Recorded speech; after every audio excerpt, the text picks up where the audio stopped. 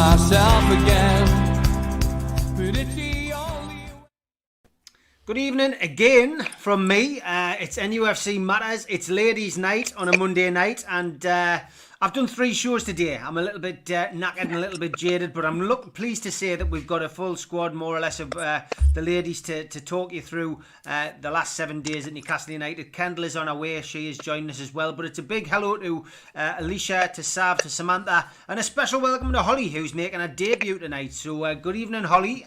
Tell us a little bit about yourself. How long have you supported Newcastle? I've supported Newcastle for as long as I can remember, like my whole life since I was a kid, and I've had a season ticket for about 4 or 5 years now. So yeah, it's been a massive part of my life. Favourite game? Favourite player? Probably in my time, Hatton Ben Arthur. I was a big fan of him. And game-wise, probably the 4-4 with Arsenal when Czech Diote scored the equaliser.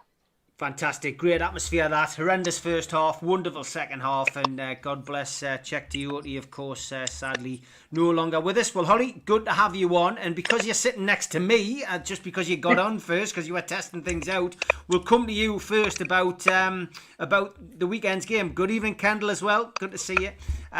Just tell us your thoughts on that game at the weekend. 3-2 win, of course, over Southampton. Sounds like an exciting game, which of course it was, but it was done with 9 men, Holly. I know, it was a crazy game. Like, it was probably my favourite game out of all the ones we've had in the lockdown period. I thought out of all the games under Bruce, it was the game where we showed the most fight, which is something that we've lacked for a long time because we seem to just give up really easily as a team. And that game was the complete opposite because we battled till the absolute end, and I was really impressed with everyone on the pitch. Yeah, it was one of those games which had a bit of everything, some outstanding goals, and none better really than Minamino's goal, I suppose, who was of course making his debut as well on the day for Southampton. But look, it's the injuries, I suppose, as well, Holly, that we want to focus on, and we'll be coming to coming to Sav last to talk about Shaw. She's looking very disappointed there. She's got black on as well, I think. But yeah, I mean, that was a big blow, and he's out for the rest of the season. And of course Manquillo as well, who just come back in, had played his part as well as still waiting on news on how long that's going to be. But again, it could be out for the rest of the season. It's not great on the injury front. No, we've got a massive problem with injuries, especially in defence, which is like really worrying. But obviously we still managed to do well, and I'm hoping we can carry that on in the next few games.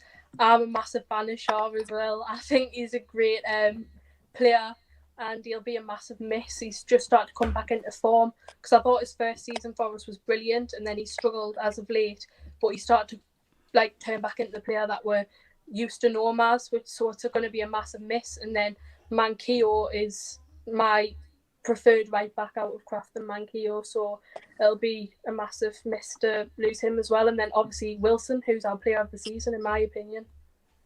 Okay, good stuff. Alicia, good evening. What was your take on that game at the weekend? Ironically, it was the game that I thought we were going to get beaten. How we managed to hold on, I've never been as nervous in half an hour of football in my life. Like, honestly, I think I was traumatised after that. But honestly, the fight, the determination is what we've been looking for all season. That's all we asked for, was a bit of that. And finally, somehow it's showed up. Don't know why it's took so long, but absolutely over the moon with the performance. It's a shame that we lost so many players in that game. Manquillo, Wilson, Shaw, obviously the big one as well. So we'll have to see how that'll affect us going into the next game. Is we could have a bit of a defensive issue. Yeah, okay. Kendall, I hope you had a good birthday. Lots of people saying happy birthday in there as well. Thank difficult you. Difficult to have a birthday in lockdown, isn't it? Yeah, well, I got away with it last year because obviously we didn't go into lockdown till March. So obviously my February birthday last year was fine, but this year it was all right, nice and chill. Didn't really do much. Had just spent it with me mum and my daughter, so it was nice. It was good. Yeah, that's and good. Obviously the 3 points helped. So. Of course it does. Yeah, that's the one thing you cannot order for your birthday. But your happy birthday from all of us. What was your take on the game at the weekend? I was, as Alicia says, I literally had never been so nervous in my life. I thought, oh my God, my birthday's over before it's even freaking started at 3 o'clock in the afternoon. But it was all right. It was good. And, you know, all we've wanted for months now is passion, desire, like the players' heads up to show, you know, that they can actually go out and win the games, because obviously the mentality that's sort of been threaded through the club in the last few months is, you know, being kind of defeatist, negative football, you know, happy with the 1-0 defeat, just things like that. And obviously to go out and with 9 men to still hold on to the points was just absolutely unbelievable. I must admit, I thought the Dummett sub was really strange at first, and I was like, that's a bit strange. Then it ended up being like just a masterstroke of a sub, really, because we needed that defensive side. Hayden was phenomenal again. Almiron, just absolutely unbelievable. I cannot literally say anything negative about the lad. I really, really can't. He's just unreal. He's come really back into probably the best form we've seen him in a long time. So, yeah, it was so good to get 3 points, because I can't remember we don't really play on my birthday that much. I can't remember the last time we did, but yeah, 3 points on my birthday. I can't really moan about that. I can't moan about that at all. No, definitely not. Sam, what was your take on that match at the weekend? It was, you know, as Holly said, it was a real, you know, it was a real humdinger. It was probably one of the best games that we've seen in recent times, and we certainly seem to be more on the front foot at the minute. Yeah, absolutely. You know, we need 3 points by hook or by crook at the minute, and I honestly didn't believe that we had that kind of a performance in us anymore. You know, at times in the last 18 minutes, it was the closest I've seen to a rapid performance. You know, getting into those 2 banks of 4 and just throwing ourselves at everything. I honestly think that's the best defensive performance I've seen from Shelby, from Kraft, never mind anyone else. We've given them a lot of stick, but they all stuck to their jobs. Same as Kendall. I wanted Dummett to come on, but, you know, I didn't expect that change. It was unbelievable. I felt physically sick for the last 18 minutes, just because we're not used to Newcastle United being tenacious anymore. You know, we fold like a pack of cards normally. So, I mean, I felt emotional at the end of it. I was exhausted, and just so proud of the performance. And the most important thing was the 3 points, and it takes us that little bit closer to safety. Yeah, it does. Sav, you're wearing black. What are you wearing? Is it I've in got morning? my morning outfit on. I was going to wear my veil, but I thought that might be going a bit too far. I had that on for the rest of the day. Yeah, I mean, joking aside, you know, it was a great performance, but it was soured a little bit by that injury. And, you know, as I say, no update on Manquillo yet. It looks as if he could have suffered ankle ligament damage. That's potentially worrying. Callum Wilson might, well, it's clear it's a hamstring problem. We're not sure how bad that is. But obviously, Fabian Shaw stretchered off, and, you know, he's going to be sidelined for several months. Yeah, I know that was gutting. In other unrelated news, I did put in to do my intensive physiotherapy course today, so you know I can get a job at the club.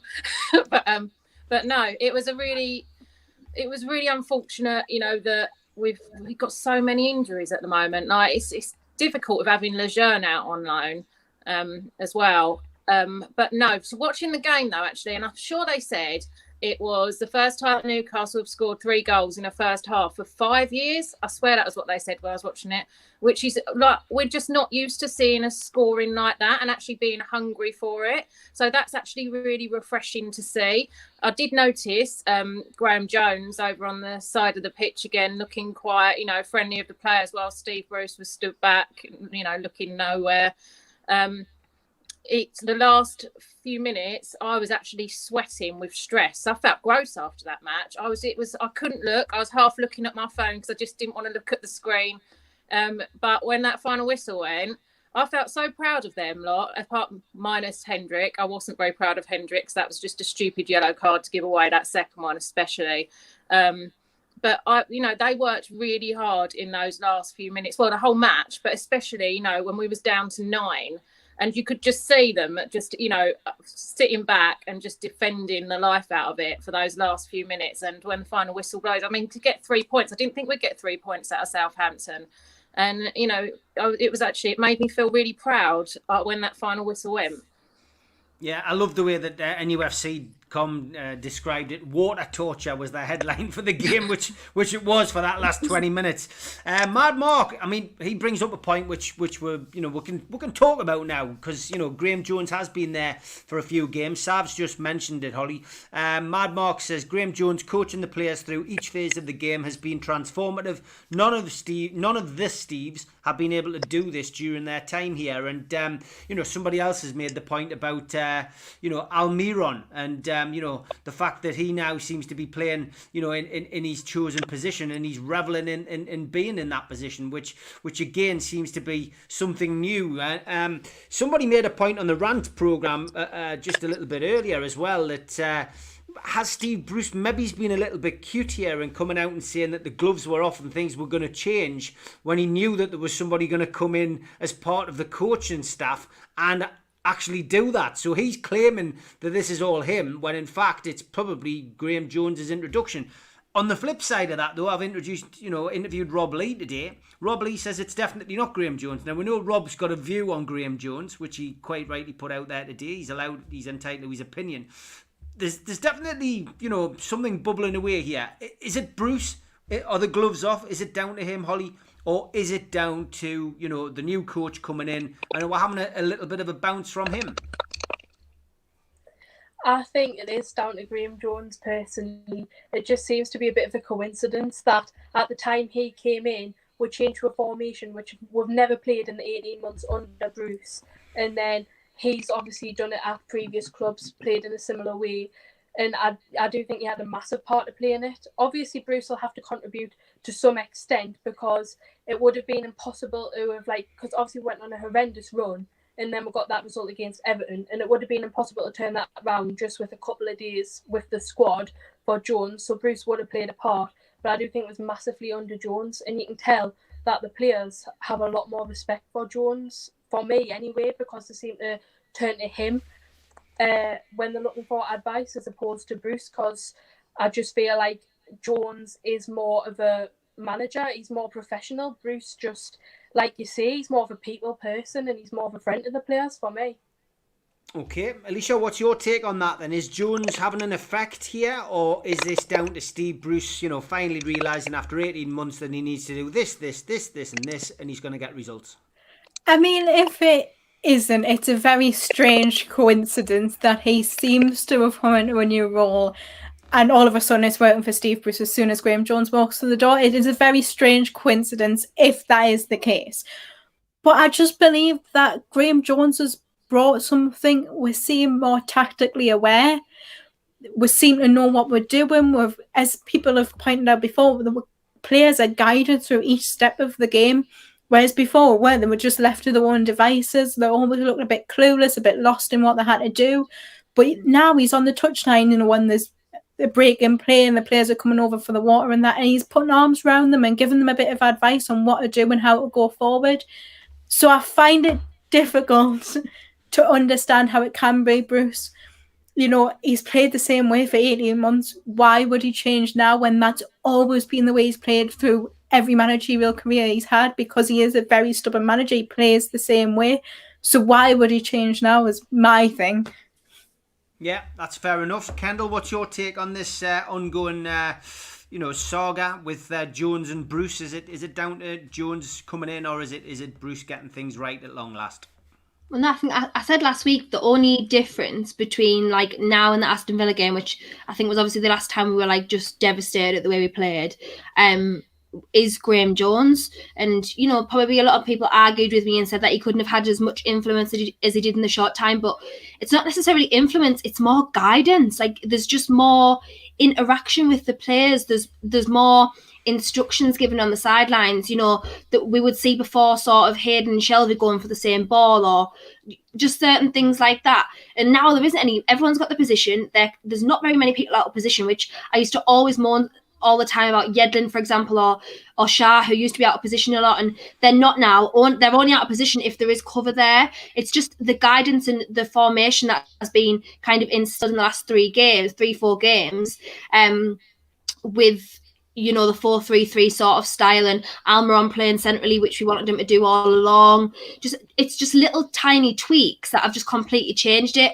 But I do also think, I think it might have been Callum Wilson who had said that, you know, the players have come out and they've started to really play now, and they've started to show that they want to win games and things like that. And I think that's made a massive difference as well, because as you can see, the attitudes are just heightened.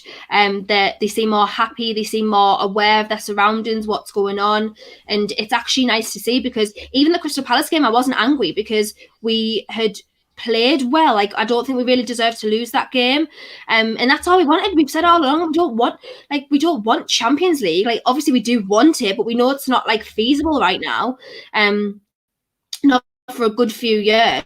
So we do want that, but realistically we don't. We just want a team that tries. Like, that's the common sentence that's always said. We just want a team that tries, and right now they are, so I can't really complain. And the results are coming in as well. So obviously we're going into the next couple of fixtures now: Man United, Chelsea, and obviously we've got Chelsea first, I think. And so we've really got to. Them points are so vital to us, like so vital coming into this next run. And hopefully we can just capitalise on that now. Yeah, okay. Samantha, same question to you, really. Just the Graeme Jones effect. And I mean, it's been obvious at the games, you know, when the players are coming off the pitch, there's a rapport there straight away. So he's definitely gone into that dressing room and made an impression, and the lads certainly respect him. Yeah, I think we've known there's been something wrong for a long time. And, you know, the players weren't bought into what Bruce was trying to do. The tactics were all over the place. They weren't all pulling in the same direction. And I said it last week, the only people that will really know whether Graeme Jones is the voice now, he is the decision maker, are the players in that dressing room and the coaching staff. We can only guess from the outside, but what we can see is that whatever he's doing, whether it's a different voice, a different personality, a different way of engaging, whether it's the fact that he's bringing fresh ideas, which the coaching team are also being receptive to. And I think we need to think about this. He's one person out of a coaching setup. They have to agree with what he's bringing to the table as well. And for them all to then be able to implement that with the team, it's just a fact that he's come in and introduced new ideas. And as a team, as a group, they're all pulling together. And whatever's happened, I assume that they've drawn a line under it, because there's no one that can tell me that there were not problems. We've touched on it. You've touched on it, Steve, and the Three Amigos show with different things that you've heard. There were definitely fractious parts of that dressing room. That seems to have been ironed out now, whether it's temporary or not. And everyone is just trying to get the club to where they need to be. And you touched on Callum Wilson, and someone said it in the comments. You know, they weren't happy playing five at the back. They're professional footballers. They want to be shown the best side of themselves and how they play the game. And they weren't given the opportunity to, and now they are. And it's not perfect, but it's a damn sight better than it has been. And it shows that they're fighting for the shirt. So, I mean, if it's Graeme Jones, if it's Steve Bruce, me personally, I don't particularly care at this stage of the season. I just want us to get points on the board. And kind of, you know, wait and see what happens in the future. Yeah, okay. Sav, what's your take on this Jones-Bruce conundrum? Yeah, well, it's like, as Kendall said, the only thing that has changed is that Graeme Jones has been appointed since this change has come over. Now, whether that's a coincidence and Steve Bruce has actually, you know, taken the gloves off and had a new idea, you know, who knows? But the one thing I will say, when you watch the matches and when it pans over to the sidelines, 9 times out of 10, you can see Graeme Jones there motivating everyone, or he's got a player over that he's talking to with his arm around him, giving him instruction. And when he is doing that, you just see Steve Bruce standing in the background, not doing an awful lot. And I think that was what our players were missing, and was the motivation, because, you know, before this, you know, when we had Shah had that interview after a match where he just basically went, "Oh, shit, we're just not good enough," you know, and that sort of attitude seems to have swung around and changed now, and they actually seem up for it and not like they're all shouting at each other, not knowing what they're doing. Something has organised them and given them a bit of drive. And the only thing that I can see that's changed is the fact that Graeme Jones has been appointed. And I know that a lot of people said, oh, it's a bit annoying because that means Steve Bruce is going to stay in his job if we're playing better. But to be fair, if we're playing better, things are going on in the background. I'm quite happy with that right now. So, yeah, I just think that's the only thing that's changed, really. Yeah, okay. Tom Dixon's asked a question. He says, if Wilson is missing against Chelsea, who would you play? Joe Linton, Gale or Carroll? Alicia, I'll come to you. I'd go with Gale. I quite like Gale. I'm one of these people that people don't agree with. I just feel like he gets up the pitch. He's got pace. If we're going to keep him playing with Miggy and Allen, I'd go for the Gale option. He's got the pace. Joe Linton didn't look interested in the last game. He was just bouncing about in the middle of the pitch. And I don't think Carroll's got him in him really to play a full 90 minutes flat out. So I'd go for Gale's going to be your best option. I mean, we've got to get the most out of him because we haven't managed to sell him and his contract's going to run out anyway, so I may as well get something out of him.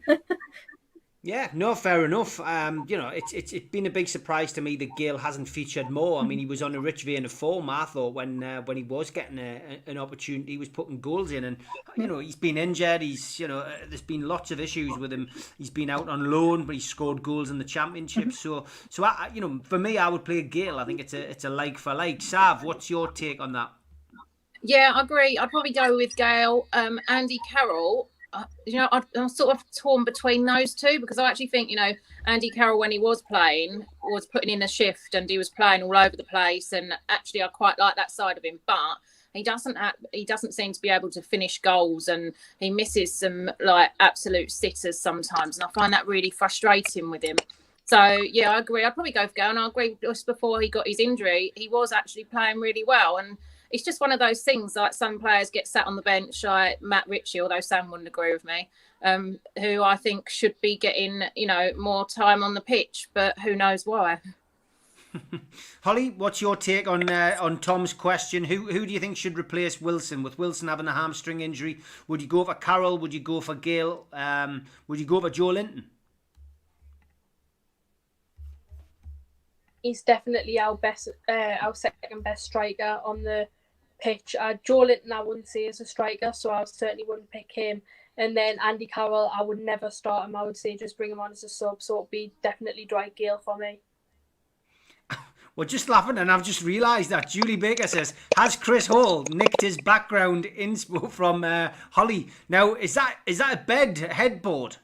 Yeah, it's a headboard. I'm becoming an expert on bed headboards. Don't tell the missus. But yeah, this is strange. You could actually be in Chris's bedroom here, Holly. You're not, are you? No, I'm not. I'm certainly in my own room. Dear me, yeah, we're going to cause a right nightmare. Yeah, Chris, apologies, mate. Apologies.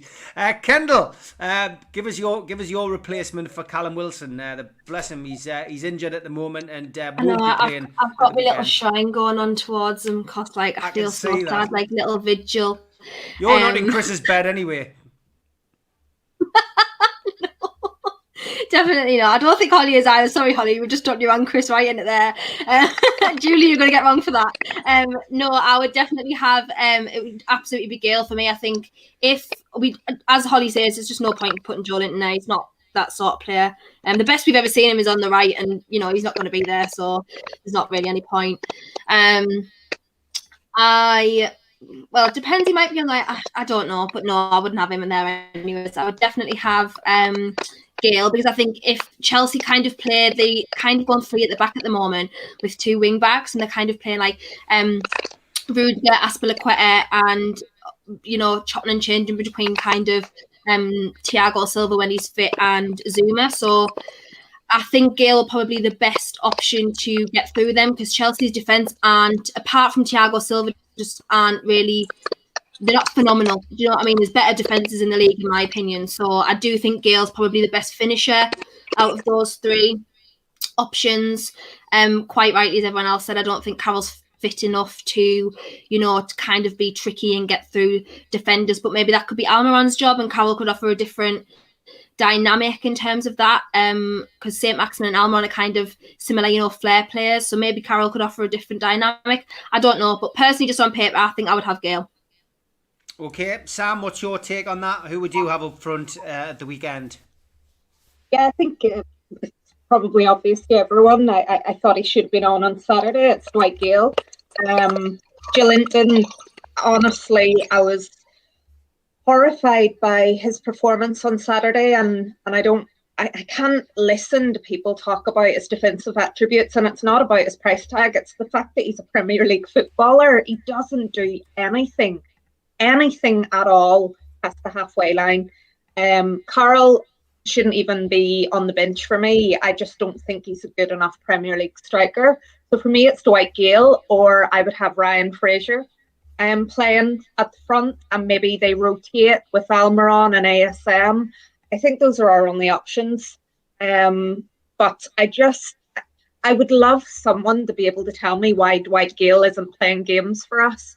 There has to be a reason, whether it's his contractual trigger, whether it's that he doesn't want to get injured like Schär has and it'll risk a contract in the summer. There has to be a reason. It doesn't make sense, and it will be so telling if he doesn't start against Chelsea, that there's something going on in the background. Either the club don't want to risk it or he doesn't want to risk it. Yeah, okay, that's good points from all the girls on that. Big shout out to our sponsor, Spider VPN. Great to have them on board this month as the StreamYard sponsors. Big shout out to qtechshop.co.uk, makers of pool tables and snooker tables in Wallsend in Newcastle, and our t-shirts and our mugs, which you can get from newcastlelegends.com. And a big shout out to John from Jab Signature, who makes all of our posters and flyers. Big shout out to all the sponsors tonight. Thanks very much for your support as always. Don't forget yourself on Alan Shearer's Twitter page as well. He has got a fantastic raffle, £10 a ticket. It's a great prize draw. Win his boots and his captain's armband and shirt from the game where he scored his 250th Premier League goal. And that was up to 70,000, I think, when I last checked. So fantastic. And we've had a bit of entertainment on today. We had Rob Lee on a little bit earlier. And yesterday we had Gavin Peacock on to talk about his book. And tomorrow afternoon at 1 o'clock, I'll be doing a live Q&A with Lee Clark. So if you've got a question for Lee Clark, give us a follow at the official NUFC Matters Twitter. It's at NUFC Toon Talk on Twitter. Get to the pinned post, leave your question under there, and we'll get through as many of your questions as physically possible in our hours chat tomorrow. Simple question from David Reed. He says, question for the ladies, yes or no? Are we staying up, Alicia? Yes, because there's three worse teams than us. I don't think it's going to be anything via our own doing. I don't think Sam Allardyce can do the job with West Brom this year. I think they're in real danger. Obviously, Sheffield United, I think, is kind of done. They're gone. And I think probably Fulham as well. I genuinely think because it was going to be three worst teams is the only reason we're staying up this year. Yeah, fair enough. I would say we are going to stay up now. I think those 2 wins out of the last 3 games have certainly put us in a good spot. And I do agree. I think there are 3 worst teams. Sab, what do you think? Yeah, I agree. I don't think. Do you know what? A couple of weeks ago, if you'd have asked me, I'd have been a bit worried on it. But actually, now we've had those couple of wins, and I'm not going to get all delusional and think we're going to be in the Champions League next season, like I usually do after we've won a match. But yeah, I think we've just, in my opinion, I think we might scrape it, depending on all the injuries that we've got. Looking at that, but I do think, like Alicia says, there's 3 worse teams than us in the league. Yeah, definitely. Holly, what do you think? Will we stay up? Oh, you're gone. Hold on. There you are. You're back. Okay, go for it, Ollie. Do you think Newcastle will stay up this season? Yeah, on mute, Holly. Got you. We're on mute. Go on, go for it. Right, sorry, my Wi-Fi's having problems. Don't worry. It happens to the best of us. I know, I think it's the weather. Yeah, I think we'll definitely stay up. I was confident even when we went on the bad run, purely on the fact that I think the teams below us aren't as good as we are. Like, they haven't, I think they're too far gone, if you know what I mean. But then after those results, I definitely think we'll start picking up a few more points and hopefully finish a little bit higher than the table, because originally I thought we'd finish like 16th, 17th by like a matter of a couple of points or even goal difference. But now I definitely think we'll have enough to stay well above the relegation zone and potentially get towards mid-table, but I think maybe about 15th. Okay, what's your take on it, Kendall? Stay up, yes or no? Yeah, I think we will. I mean, look, don't get us wrong. 3 weeks ago, I was like, nah, that's it. We're going down. If we stay up, we're 17th. I was like, proper like, think we were going to be in a relegation battle. But I do think we'll be fine. But completely agree with Holly. I don't think we'll be any higher than 15th. We'll be 15th, 16th. Unless this run continues, which I can't see. But unless it continues, and then we will. But I do think we will stay up. Yeah, Samantha, do you think we'll stay up? Yeah, I was never concerned. I knew we'd had a bad run, but even looking at this stage of the season, it's been a different timeline in terms of how many games are left at this stage of the season. I think we've found a bit of form. The 3 that are down at the bottom, I think, are the 3 that are going to go. But I'm gently optimistic that my prediction of 12th or 13th at the start of the season is actually where we're going to fall. So I've got my fingers crossed. Okay, good question here. Alicia, do you think the takeover might lead to Newcastle's women's team being invested in? Seems sad that the Geordies are playing for England, but not Newcastle because of the lack of investment. This is something I've spoken about on previous shows on NUFC Matters, and I've been a big supporter of women's football. Going back to when I appeared with Eamon Holmes on a seat in the stands back in the 90s. Cowgate Kestrels came onto the programme, and I was sitting alongside them, and I was laughed at by some of the other Newcastle fans in the audience when I said that women's football would be as big as men's football, in the future. And it's it's had a massive resurgence. It's done fantastically well throughout the world now. But Newcastle are lagging behind with this women's football team, and there hasn't been much support. Yeah, you look at like the other Premier League teams and they've got really good women's football teams, and you'd like to see that happen to us. You look at Man City's women's team, Chelsea, there was linked to Emma Hayes, breaking into the Championship or League One, I think it was. And she found that disrespectful because of such a good job that she's doing in women's football. And at the end of the day, she's still managing Chelsea and winning Champions Leagues. So you would like to see it start being kind of equaled out and kind of respected in the same way that, Emma Hayes is winning all these things. Why can't she be put in the same place as, like, if, I don't know, Liverpool or Man City won a Champions League kind of thing? So you would hope to see that it was invested. If you look at the same kind of model as Man City, they're really invested in the academy. They've got multiple kind of training fields. You would love like the women's team to kind of be incorporated in it and kind of built in as we would a normal academy. Yeah, fair enough. Sav, the women's football team is it just hasn't been supported. I mean, it took all the persuasion for the club to eventually allow them to play in the Strip. But you look at the other women's teams; they're allowed to play at the stadiums. Man City's a great example of how they've supported them, and Arsenal's team as well. But all the big teams have done it. Newcastle's supposed to be a big team. Why aren't they supporting the women's football as much? Yeah, I mean, we're like a country mile behind some of the other clubs with the women's team. And, it's even like down to their Twitter page. It's just like it doesn't give you out the information that you get from the sort of men's team. But, if the takeover happens, then that gives, if it's whoever it is, gives them a chance to completely overhaul it. And obviously, I think whoever takes over the club eventually, they're going to want to move it forward because it's stuck at the moment. It's been stuck for a long time. So, yeah, I think, concentrating on the women's team and bringing that forward to the levels of some of the other clubs, like you said, Man City and Arsenal, you would hope that would be one of their aims. Big question tonight from Les Bates. Any update on the builders today, Sav? Now, if anyone follows Sav on Twitter, you will see that Sav's been having some regular builder updates.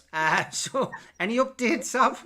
No, they didn't turn up because of the snow, I don't think. I was waiting. I was there at 8 o'clock this morning waiting for them to turn up, seeing how many breaks they were having, because I'm onto these builders. I tell you, if my neighbour's paying them, I hope they're giving her a cut rate because they have too many tea breaks. But no, they didn't turn up today. Hopefully they'll be back soon. Builders and tea breaks go hand in hand, Sav. That's one thing you'll learn, especially British builders. You don't see Spanish builders having tea.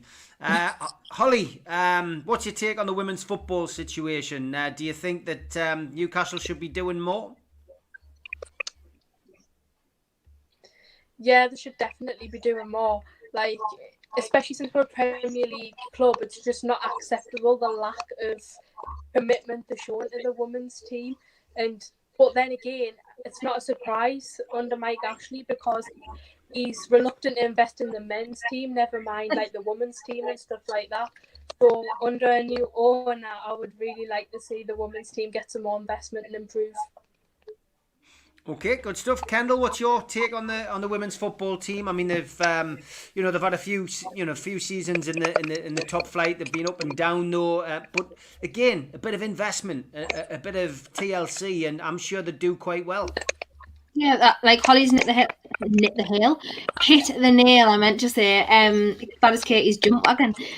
She's hit the nail on the head, to be honest, because Mike Ashley's reluctant to invest in the club that carries the men's team, never mind the women's team, who are probably secondary to a lot of people. So, I mean, which is not right, but that's probably just what they are in people's opinion. So, it's sad that we've got so many talented North East footballers in the England squad. Obviously, Steph Houghton, Lucy Bronze, Jordan Nobbs, Jill Scott. They're all North East footballers, are all in the England squad or were in the England squad playing for top teams.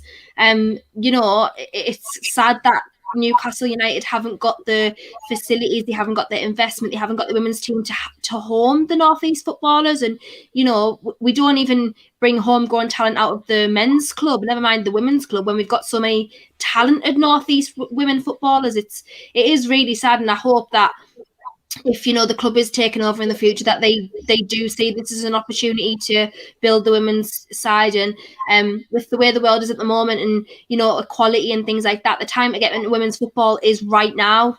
Look at us, we're all representing women in football. We might not be footballers ourselves, but we're representing women in football. So right now would be an amazing time to get involved in it. And so I really do hope we see it in the future. But obviously, as of now, it's probably not going to happen anytime soon. Mike Ashley's had 15 years at the club. It's unlikely that he's going to just one day think, I think I might just chuck a couple bit of money at the women's club, because he would have done it before now. So yeah, but I do hope we do see it. Sam, what do you make of the lack of investment in the Newcastle United ladies team? Well, not surprising, as the girls have said. I mean, he does underwrite the team, so he does something at least, but he doesn't invest in a club that makes him money, so he's not going to invest in the women's team. With regards to the takeover, the one thing I will say is, Saudi are going to want to come in and make an impact, and they're going to be directly looking at what Man City do. If you want to have a look at what Man City do for women's football, you just need to go onto their Twitter, because they have the men's and the women's updates together, and you can go on and read all of them. And I think I stumbled upon that a couple of months ago and was really surprised. But it's the exact way that it should be done in order for people to understand when a club takes it seriously and they don't see a difference between them. So anyone that wants to have a look at that, just go and look at the Man City Twitter account. They don't see a difference. And the point that was made about the Chelsea manager, so many people were surprised that she seemed ungrateful, to be linked with a men's job at a lower tier club, and that she was horrified by it.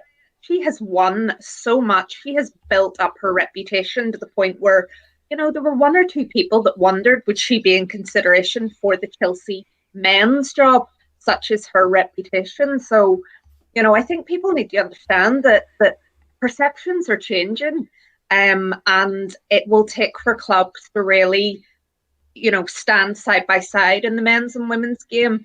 It won't happen under Mike Ashley because he's just not bothered in general. But I think if the Saudis come in, again, as I said, because of that rivalry, and they'll be looking directly at what Qatar are doing for their football club and city, I would honestly think that would be one of the first things that they would start to invest in. Yeah. Have any of you played football? Yeah. No? Yes. Yeah. What position did you play? Left back. Left back. So was it semi-professional? No, just school, and I played for a women's team. Yeah, fantastic. But then I discovered alcohol, so that's the end of that. Can't get away with it like the boys going for the pints.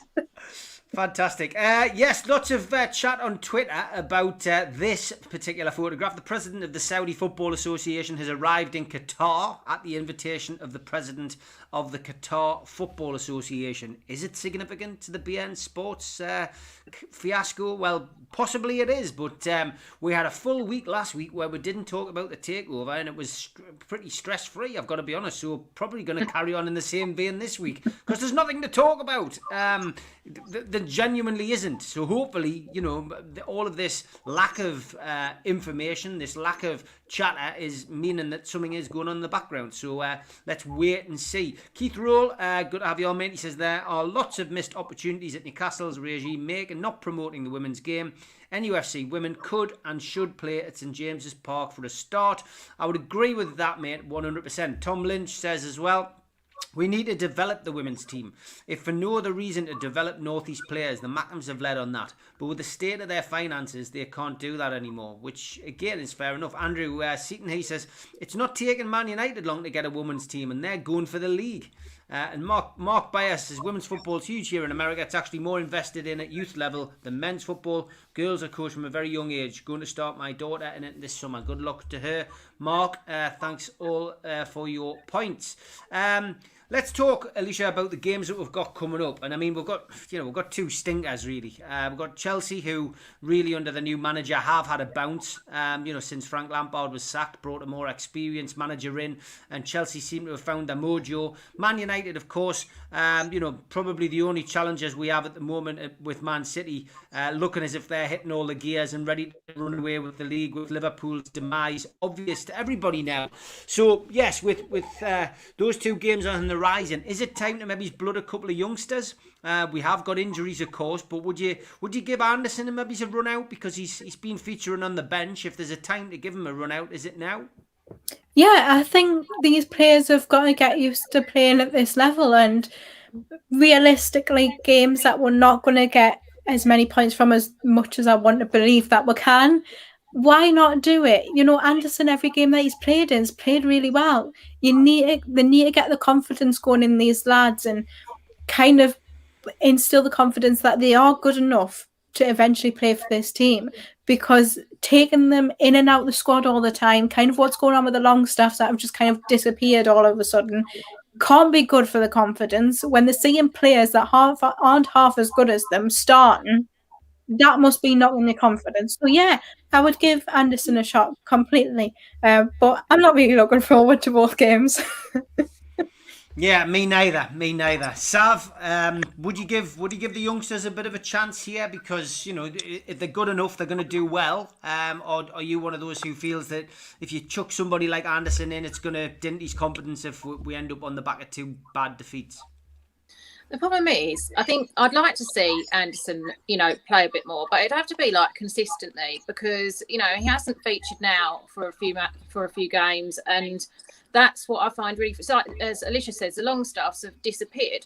Well, why didn't we just put them out on loan then if we're not going to play them, because they're not developing, sat on their backsides doing nothing. So yeah, I'd like to see him get more game time. And I suppose, we've got all these injuries. We might as well utilise, a player like him. And yeah, but I'm optimistic about these games. I think I've gone into the delusional phase now. We've won a couple, so now I think we're going to win them all. I'm optimistic. I think we might get more than what we think. Well, fingers crossed. I hope you're right. Holly, what's your take on this? On the next two games with with regards to youngsters, would you use this as an opportunity to play them? Yes, but also it is a worry because we do need points. It's not like we're already safe and we can risk playing youngsters and potentially like not winning the game, because we do still need the points. So I have a bit mixed feelings on it, to be fair, because I would like to see them get a game. I'm just not sure if it's the best time, so maybe I'd bring them on as a sub but not start them. Okay, Kendall, would you like to? Kendall, you're cheering there. What's going on? And we're going to have a. Sorry, I'm watching Atletico Madrid, so let's have a Chris Kamara moment. It wasn't actually for us. It was for Celta Vigo, so I thought it was also in the corner, but it wasn't actually. It was for Celta Vigo, so that's not really good. I just cheered for the wrong team. Anyways, so it's because Atletico have a blue away kit. And I haven't really been watching it because I've been on this stream. I've just got it on the background. So I thought they were playing in blue, but they're not. So I just stayed for the wrong team. But anyways, yeah, youngsters. I personally wouldn't, just because, not that I'm saying they're not good enough, but right now, obviously with a couple of players out, we kind of need to stick with a starting 11. I know we're going to have to make a couple of changes here and there because of injuries. But we really need to stick with a formation and a system, and obviously just chucking a player in at the deep end probably isn't good, especially against teams like Chelsea and Man United. Anderson, Chelsea, especially because they're the first game, and Man United as well, their midfields are brilliant, like Bruno Fernandes, Paul Pogba for Man United, there's Jorginho, Mount, Kovacic, people like that for Chelsea. Our midfield are going to struggle against both sides. So I think, chucking, well, it depends how Anderson plays, but because I know obviously he can play centre mid, but he also plays on the wing. So depending where you chuck him in at, I don't know. But other than that, we haven't really got any youngsters aside from Matty Longstaff you could maybe stick in there who have been, regularly on the bench or a regular sort of conversational around the first team. So I wouldn't mind really seeing Matty Longstaff in there, if I'm honest. If Hayden's going to play centre back, obviously with the defensive injuries, and now Hendrick is obviously suspended, then I think I wouldn't mind seeing Matty Longstaff back in there really. But whether or not he does that, because obviously we've got Willock now as kind of an option, so I don't know what he'll do. I can't see him dropping Shelvey really, because he loves Shelvey absolutely. He always chooses him, so it'll be a different one. But I personally wouldn't. I would maybe, if we were needed a little bit of an impact or needed a little bit of fresh legs, stick them in. But right now, I don't think they probably would be great starters or anything like that. What do you think's going on with the Longstaffs, Kendall? Because more rumours this week that, the dad's had a pop at Steve Bruce. I mean, again, these are all rumours, but for me, I often say it, I've said it many times, there's no smoke without fire. There's clearly something going on with those two. And, Sean Longstaff, we know he wasn't in the greatest of form, but he was asked to play, after coming back from a really bad injury, constantly. Wasn't just fed in like St. Maximin was after COVID. He was chucked in at the deep end, and then by all accounts it looks as if he's been blamed for the poor run of form, and now Matty's suffering as well. Matty came in, did okay, and then we've never seen him again. Yeah, it's bizarre. Since the whole transfer saga in the summer, obviously with Matty going to Udinese and things like that, and the transfer rumours, and then him randomly signing a contract a month later, was all very bizarre. And since that point, he's just completely been out of favour. Why sign a new contract if you're not going to play the lad, or even let him go out on loan? I think that's to me, I would be very angry, because you're hindering my career. I've went and signed a new contract based on what you've told us, and that maybe it's the reassurances you've given me, and it's my club. I want, obviously, I know that mum and dad vaguely, the Longstaff's mum and dad vaguely, through working at the club, and they're a tight knit family, massively supportive family. And it's their club. They wanted to play for the club. That's clearly obviously why Matty signed another contract when he did have offers from elsewhere. I find it strange that, as I say, they've signed new contracts and they're not playing, but they're also not being allowed to go out on loan, which, especially Matty being the younger one, could have really, really, gained and benefited from a loan spell where he had game time. To me, you should be wanting to improve your youth players. You should be wanting, I know he's not really a youth player now, but your young players, you should be wanting to let them, like Joe Willock, for example. Arsenal have let him go out on loan. They've let Ainsley Maitland-Niles go out on loan. Nelson was in the runnings to go out on loan. That's their young players who are meant to be the future of their club, because they're homegrown talent. Why should you not want to improve that? Why are you hindering their career? I don't really understand that at all if you're not going to play them. It's very strange to me. And I would definitely have grievances if I was their, their parents or their agent and themselves. Definitely, I don't blame them at all for having grievances. But I would like to see, personally for me, I feel like Matty's the more talented naturally. Whether or not the injury to Sean, hindered him, because before that he was performing really, really well. But right now, I just feel like it's unfair to them if they're not going to get a chance. And if, Hendrick's out now, needs some couple of midfield options, I really don't see why he shouldn't be in there. But he does score against Man United, if we remember. So might be nice to get Matty in there. Yeah, it might be. What would you do, Samantha? Would you play the youngsters, in these two games? And a lot of people making the point as well, and it has to be said, we tend to raise our game when we're playing the teams, in the so-called Big Six. That's been one of the frustrations that we've had, is that we have raised our game against the Big Six and let the other, 13 teams around hammer us. I don't know if we'll get anything out of these games. I want us to give a good account. Do I think Anderson should play? No, I think he should come off the bench. The Longstaff situation is crazy. My feeling on it is that Bruce wanted Sean to go out on loan, and it would have set the wheels in motion for something to happen. Sean didn't want to. And you can understand that he didn't, because Bruce is coming out and saying that he needs to get his head down and get working. And you take from that, change his mind about the situation. But the easy way out for Bruce would be for Sean to have gone out on loan, then, to Watford, and then it would have started the cycle where we would have ended up getting the guy from Leicester.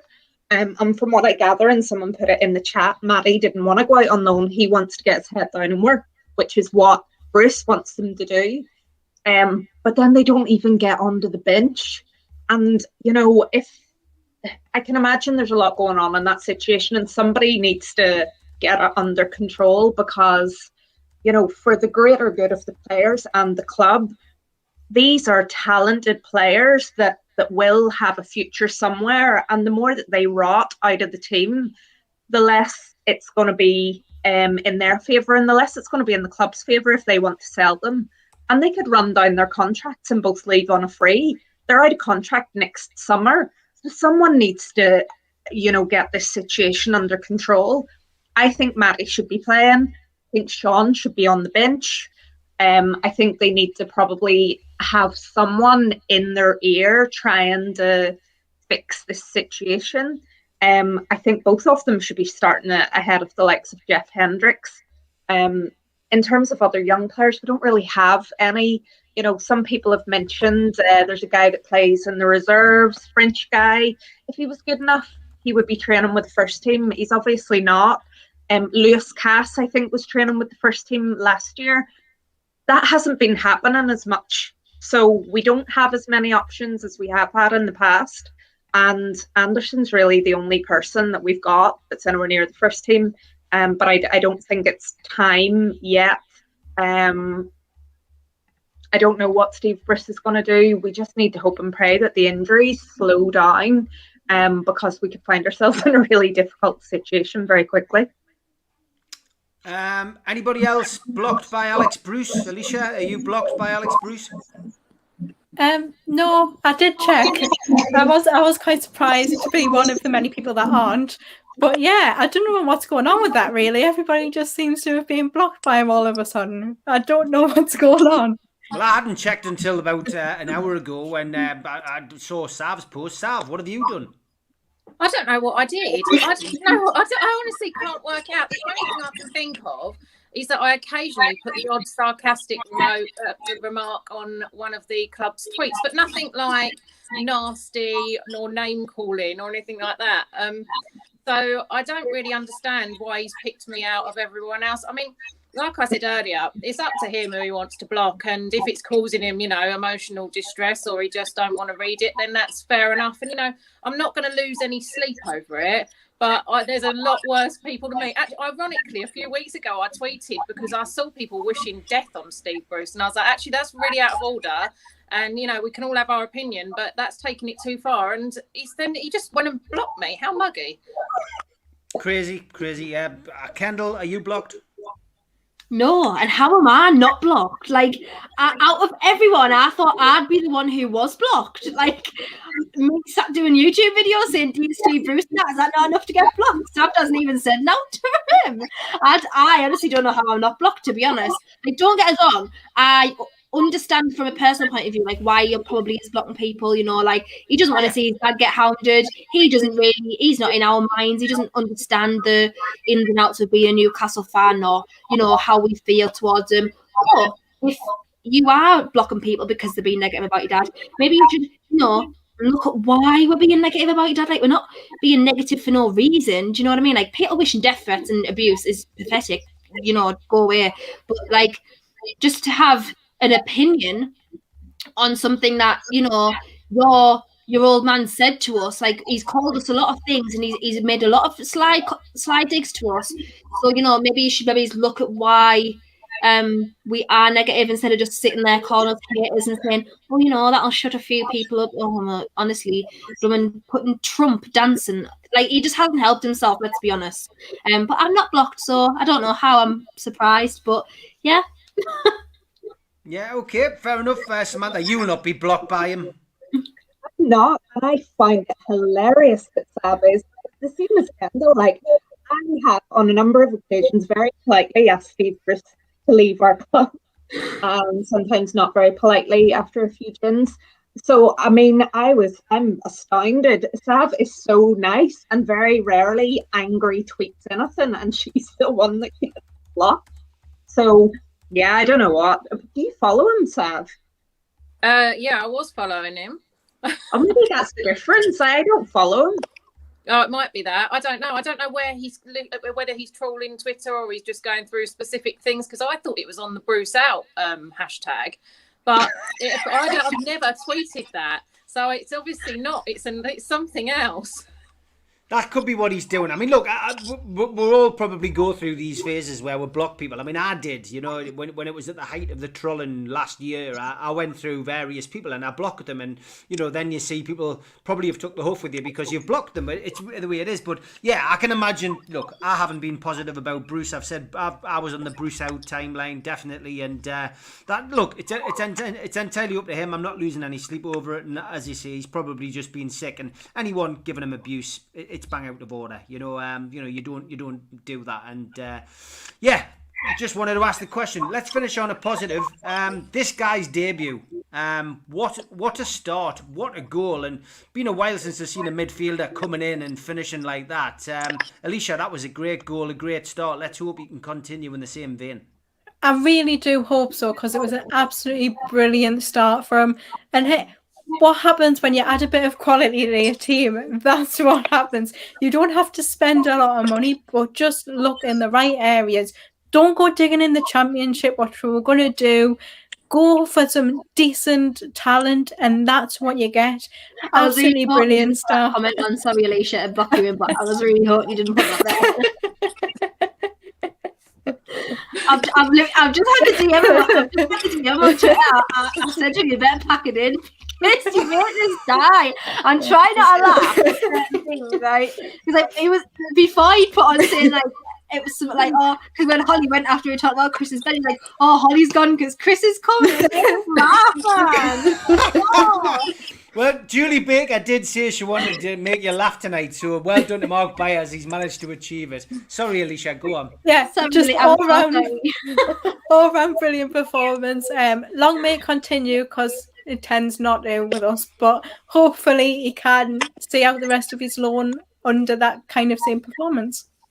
Sav, great debut for him. What a strike as well. Great goal.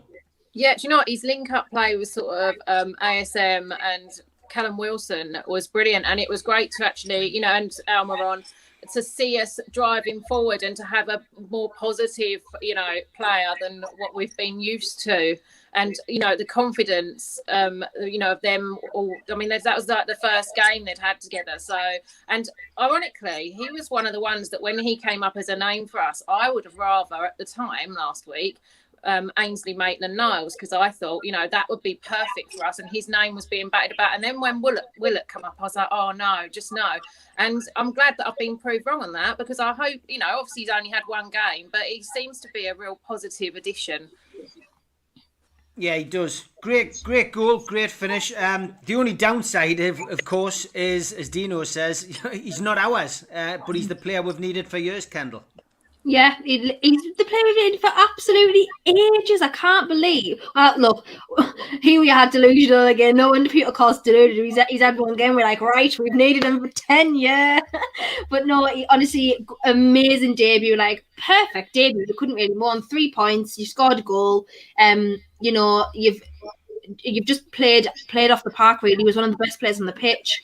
I really, really hope he is the box-to-box midfielder that we have needed this season specifically, because that midfield is where we're lacking hugely.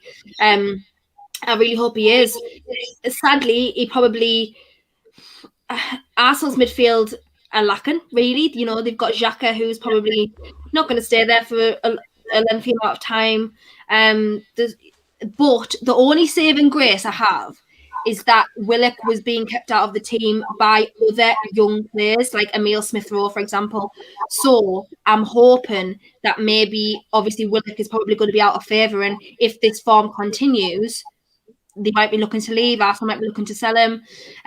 But if he improves and if we give him game time, you know, and he develops his abilities, because when I asked on Twitter when we signed him, I asked Arsenal fans, I said, look, what does he bring over the likes of Matty Longstaff? I mean, I know Matty Longstaff's not like a box-to-box midfielder or anything, but in terms of, you know, ability, work rate, things like that, and pretty much it was a like 99% nothing. So I was like, oh, great, this is going to be fantastic.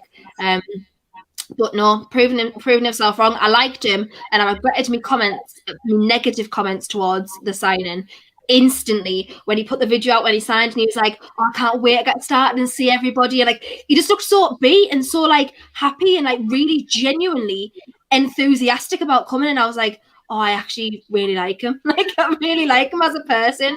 So honestly, there's probably no one more than me now who wants him to do so well and to actually make a difference, because we really, really need that. Yeah, I think in the comments there saying that you think we'll have an option. I don't think we do, but Samantha, it would be great if he fell in love with the, you know, in love with the club, a bit like Rob Lee did, you know, back in those entertainers days. I think there's a chance. You know, I work with an Arsenal fan, and he was kind of saying, you know, he's not going to get a look in their first team at the minute. And Arsenal's a club that's still in turmoil. Arteta, I think they had the best window because they got so much crap out. And there's still a lot of player turnover needed there. But when the pressure comes on and they're not getting towards the top four, you could see another manager change there. And if Arteta goes out, who's trying to blood those young players, it's going to set them back. And I thought it was really telling. So brilliant performance, great goal, energy. You know, he had a second shot that was well saved by the keeper. He brought everything that we needed. He made some telling comments about the dressing room and about the togetherness and the spirit he has not experienced at Arsenal. So, I mean, you hear rumours that Arsenal's quite a loveless club, or has been. He's been there for a long time. And as I said, it's a work in progress. You know, Eddie and Arteta are having to do a lot of work to fix that dressing room. And I think the opportunity for us is, you know, if he doesn't see that path to the first team fast enough, and if he does feel the love from the supporters, and it's devastating that there's nobody in the stadium that can show him that. But if he gets a good run, he hits good form, and he can't see that path, you know, even if it's another loan next season, I think there is a real opportunity. And I was the same as Kendall. I didn't think it was the best choice, but then, you know, that was ridiculous because we would have taken anyone at that point. And, you know, again, people were like, well, what about developing our own young players? And we're just not. But the wheel needs to keep turning, and we still need to put in good performances and get wins. So it's one game, but if he continues that on, that's a player that's going to get fans excited, and we need to reciprocate that. And I'd love to have him longer. Maybe not long term, because you never know, but I look forward to seeing him pull on the shirt again. Great points as always. Gone into extra time and we've kept Sav from doing this. I wondered what I was doing then. Literally, at first I almost jumped because I was like, "What is that?" Are you praying? John from QTech never lets the grass grow under his feet, so we'll let you get back to tending for sure. Get well soon, Fabian. Great as always. Don't forget, I am back tomorrow 1 o'clock in the afternoon for your live Q&A with Lee Clark. Should be good. Always good to have Lee Clark on, and then I'm back tomorrow night, of course, with Liam Kennedy. We have got our food bank track, Praise the Lord, the Blind Beggars, and we're going to play out with that. Girls, have a good week. See you next week. Take care. Bye. Bye. Bye. This will help to make you happy.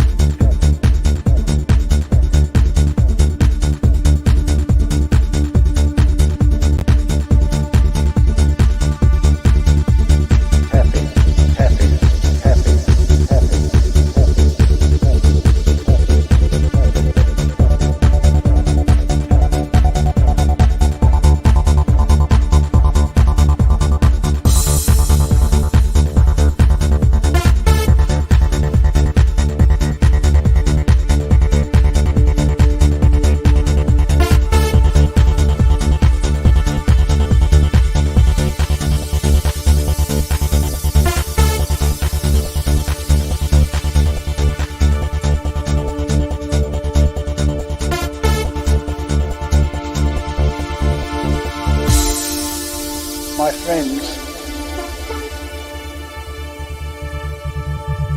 this will help to make you happy.